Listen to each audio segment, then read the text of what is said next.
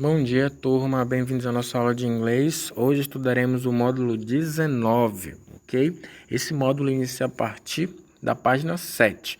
Então, vamos pegar o material que a gente vai precisar anotar algumas informações.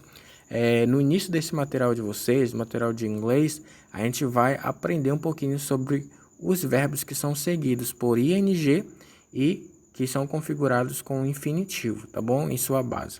Então, vamos aqui, ó, continuar. Na aula de hoje a gente vai estudar somente o item A e o item B, tá bom? No item A, a gente vai ver as formas do gerúndio e infinitivo, tá bom? Na aula de hoje, o gerúndio, só para relembrar vocês, que em português é aquelas palavras que terminam com ando, endo ou indo, tá bom?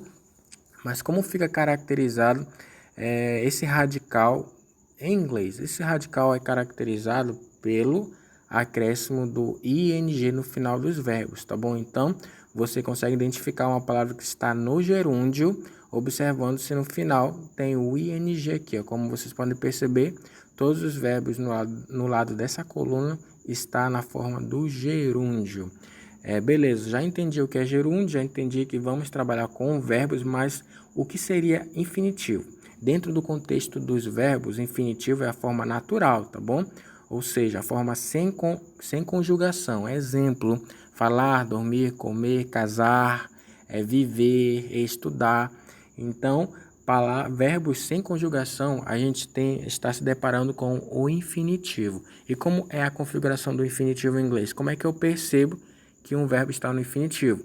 É observando o TO antes do verbo, tá bom? É importante que a gente tenha um verbo aqui. Se não tivermos um verbo e tivermos somente o TO, a gente está de frente de uma preposição. Então, é bom a gente diferenciar, tá bom?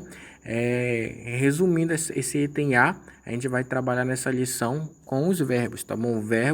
Os verbos na forma do gerúndio e na forma do infinitivo. Os verbos na forma do gerúndio são aqueles que têm um radical ing, tá bom?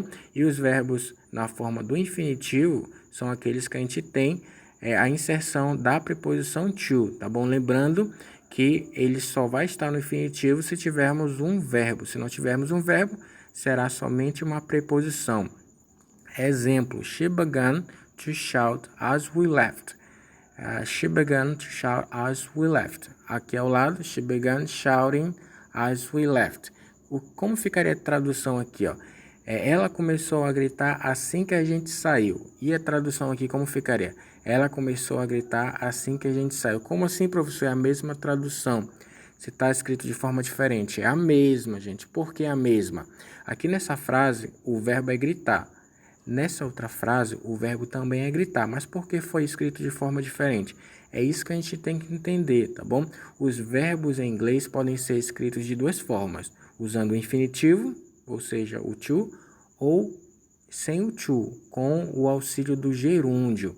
Em outras palavras, quando a gente tiver em uma determinada oração um verbo, falar, dormir, comer, brincar, estudar, a gente tem duas possibilidades de escrita. A escrita com o to e a escrita com o gerúndio, o ing.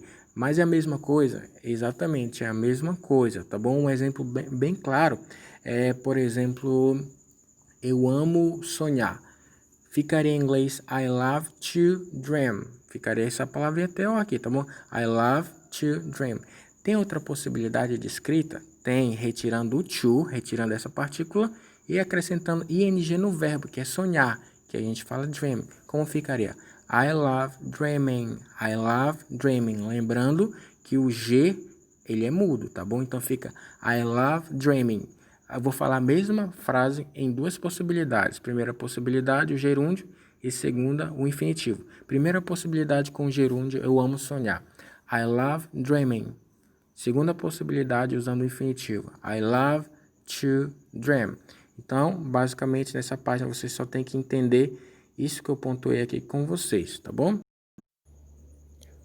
Agora aqui nessa parte a gente vê alguns exemplos, tá bom? Vemos mais exemplos do uso do gerúndio como verbo, tá bom? Da configuração dos verbos seguidos por gerúndio.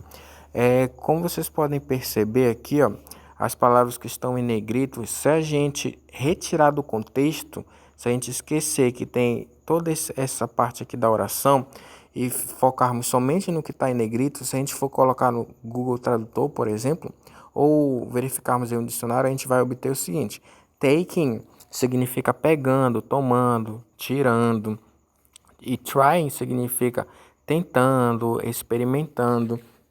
Enfim, são verbos que terminam com ando. O que eu quero dizer com isso? A gente não está estudando o gerúndio nessa forma, tá bom? A gente está estudando o gerúndio na forma de verbo, ou seja, quando ele está posicionado em uma oração que o contexto nos diz que ele é um verbo, não um verbo na forma contínua, tá bom? Não um verbo em uma forma progressiva, ou seja, uma ação que continua no presente, ando, indo, por exemplo, pegando. Como é que eu vou perceber que ele está no contexto de verbo na forma dele sem conjugação? É quando eu não tiver o verbo to be antes dele, tá bom? Então, esse aqui é um macete para vocês entenderem. Se eu tiver um verbo to be aqui, ó, a gente não está trabalhando o verbo na forma do ing, tá bom? A gente está trabalhando um verbo na forma progressiva, ou seja, uma ação que continua, falando, pegando, tirando, escrevendo. Então, esse conteúdo trata sobre verbos trabalhados com o ing e com o infinitivo. Mas, se a gente olhar, como eu falei, separadamente, ele é um verbo no sentido progressivo, tá bom? Uma ação que continua no presente. Mas como é que a gente pode diferenciar, como eu falei para vocês? Aqui, se não tivermos o verbo to be, é o assunto que a gente está trabalhando, tá bom? Ou seja, verbos seguidos por ing. Se eu tiver na prova um verbo to be, como assim? Ah, professor, não lembro. É aquelas partículas am, is e are. Se eu tiver ela bem aqui, ó, então isso daqui é um verbo que continua no presente, tá bom? Não é um verbo que está caracterizado com ing, no sentido que a gente está estudando, tá bom? Notem que aqui temos verbos comuns. Terminar, desistir, ir, ajudar, imaginar, envolver. Em nenhum momento vocês vão se deparar com verbos como, por exemplo, estar, sou, é, tá bom? Porque esse tipo de verbo ele usa o presente contínuo. Aqui nós não estamos falando de presente contínuo, estamos falando de verbos sem conjugação, sem conjugação que são configurados com ing, como no caso aqui, e com o infinitivo. Aqui na página 14 temos a seção das atividades, tá bom? Dos exercícios de aplicação. Eu já deixei respondido a questão 2 e a questão 3, tá bom? A questão 2, a resposta é a letra C. E a questão 3, a resposta é a letra B. Eu deixei aqui para vocês realizarem a questão 1, tá bom? Que vocês vão ter que configurar esses verbos aqui, ó.